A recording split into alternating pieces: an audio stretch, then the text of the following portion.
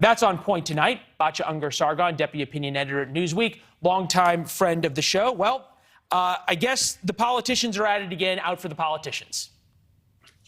You know, Leland, I'm a little bit less cynical than you. There is talk that a sort of core four of senators has emerged.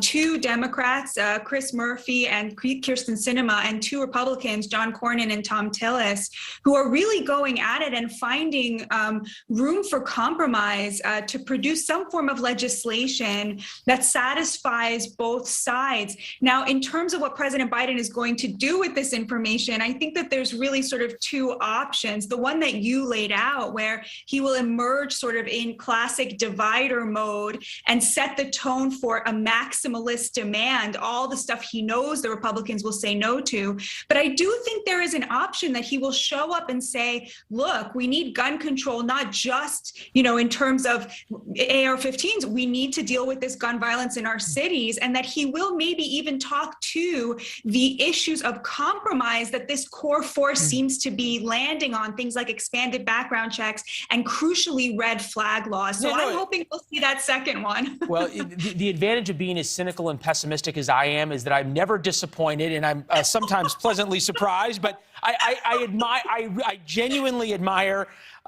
the optimism here. Help us understand. You think about the violent summer last summer that we had in America, in our inner cities, and we've talked a lot about the crime in America's inner cities. And frankly, you're a lot more likely as a young person in America's big cities either to overdose on fentanyl or to be killed in a gang shooting than you are in a mass shooting. You can't deny that there's real political leverage for President Biden right now on this one issue.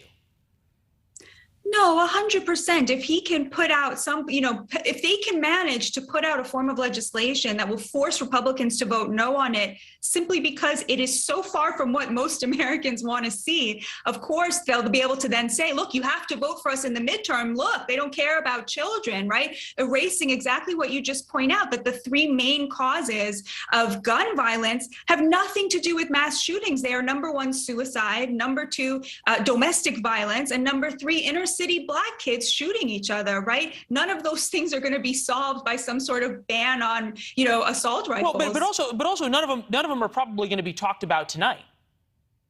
I mean, look, I hope you're wrong about that, Leland. I hope I'm wrong too. I don't think I am. We do not yet have as prepared for delivery coming out yet, but when we do, we'll know the answer. Effectively, though, you think about where Americans are. Are you satisfied with the nation's laws or policies on guns? 56% very somewhat dissatisfied, only 41% satisfied. But then you think about, as you sort of look through it and look at further into these polls, a majority of Americans want teachers armed. It's a much more complicated issue than either party would like to make it out to be. And it goes back to this. You've got Republicans sort of largely protecting their base and Democrats largely pandering to theirs. Left in the middle are the people who are committing suicide, the women who are killed in domestic violence, and the inner city youth that's shooting each other in gang shootouts.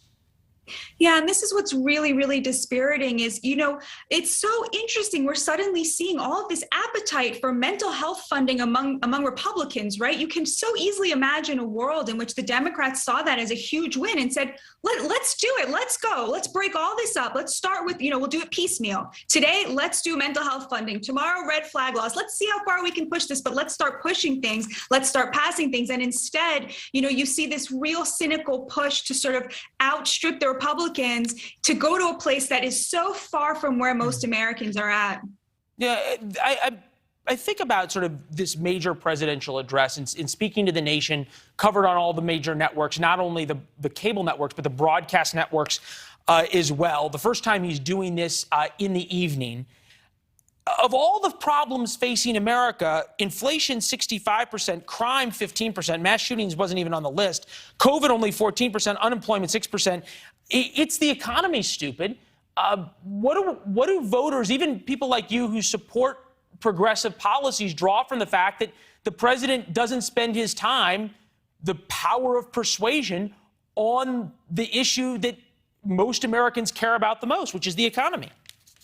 Yeah, I think that they have simply given up on this. I mean, I think he's decided this was not my fault, and so it's not my problem. There just seems to be so little effort being put into not only empathizing with the American people, but even coming up with solutions, big, small solutions, ways to just tell Americans, we're working on this. We see your pain. We understand that, like, you're very worried about inflation. You're very worried about the cost of goods. You're very worried about your wages, the things that they actually care about. You're very worried about crime, right? I mean, that would be the obvious one. Right now, we're talking about guns. Let's talk about gun violence. Let's talk about the real gun violence, right? This is a real opportunity. And you know, like I said, I'm hopeful that he will bring up inner city crime, but we'll see, I guess. Yeah, I think about gun violence over Memorial Day weekend, 179 people killed nationwide. That's multiples of Uvalde, Buffalo, and Tulsa combined. That gets you to about 35. You're talking about almost 7 times as many people killed over Memorial Day weekend, having nothing to do with mass shootings or AR-15s. Batya, thank you very much. It's good to see you, as always.